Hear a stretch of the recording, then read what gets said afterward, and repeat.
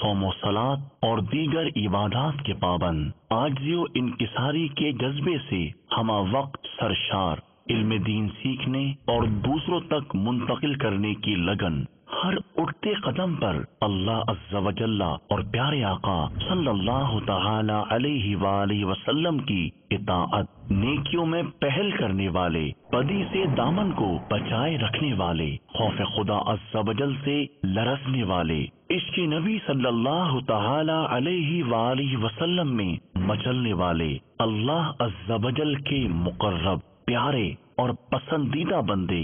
دیکھیے سلسلہ اللہ کے پسندیدہ بندے۔